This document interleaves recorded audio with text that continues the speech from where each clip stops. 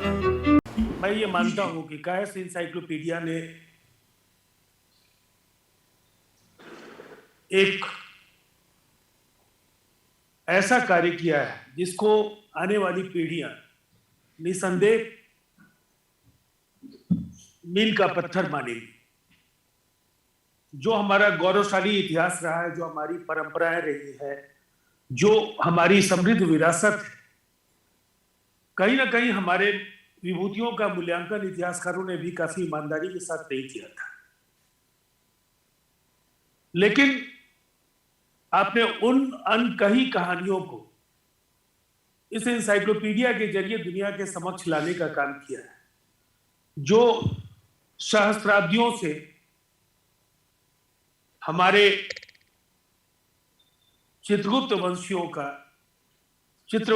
का या जो तीन धाराएं जिनके सीकेपीज के बारे में आपने कहा, दक्षिण भारत में जो रहने वाले जो विभिन्न उपनामधारी जो कायस्थ हैं, उनके लिए ये गौरव की अनुभूति का क्षण है।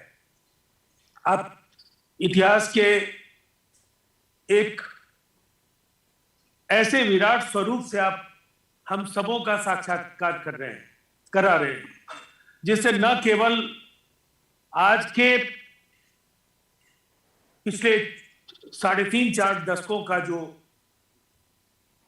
एक लंबा दौर जिसमें राजनीतिक तौर पर हम कमजोर हुए, हमारी भागीदारी निरंतर नौकरियों में कम होती चली गई, प्रशासन जो हमारी सबसे बड़ी शक्ति थी, आज वहां भी हमारा आधार पहले के मुकाबले कमजोर हुआ। बाहर जुडिशियरी, पत्रकारिता, कहीं ना कहीं दोयम दर्जे के नागरिक की स्थिति में हम आते चले। और ये बार बार बताया जाता रहा है कि आप कलम का इस्तेमाल करने वाले लोग हैं, राजाओं के दरबार में आप काम करते थे। हमारे आराध्य भगवान चित्रगुप्त को भी मीडिया ने समय समय पर जिस तरह से प्रस्तुत करने का काम किया, उससे भी कहीं ना कहीं हम लोगों के अंदर कई बार क्षोभ उत्पन्न हुआ और काफी मजबूती के साथ, सुबोध कांत जी इस पैनल में है, हम लोगों ने कपिल शर्मा के समय में उसका प्रतिवाद भी किया। लेकिन मैं मानता हूं कि ये जो भी प्रयास हो रहे थे, 3 दशकों में जो भी प्रयास हो रहे थे, आपने एक मुकम्मल जमीन प्रदान करने का काम किया है। और मुझे ऐसा लगता है कि जब हमारा इतना समृद्ध इतिहास है, तो वर्तमान का जो धुंधलापन है वो भविष्य की चुनौतियों का सामना करने से हमें रोक नहीं पाए।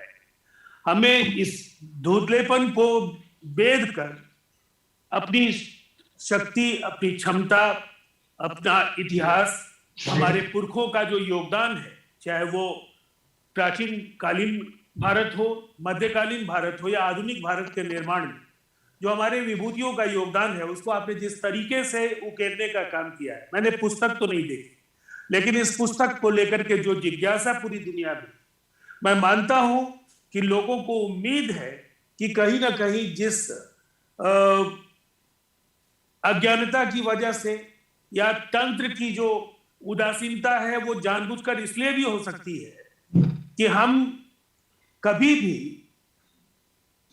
केवल अपनी परवाह करने वाले लोग नहीं रहे हैं। हमारे विभूतियों ने देश का कल्याण किया, विश्व कल्याण की भावना से वो धरती पर अवतरित हुए।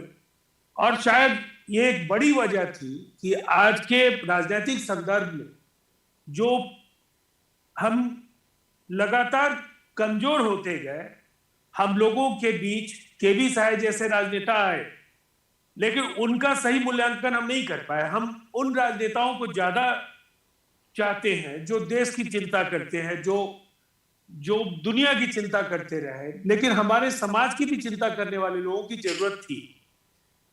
और इसीलिए इस पुस्तक के जरिए एक मजबूत जमीन आपने तैयार करने का काम किया है। इससे कहीं ना कहीं जो अंधेरा है वो दूर करने में हम लोगों को मदद मिलेगी।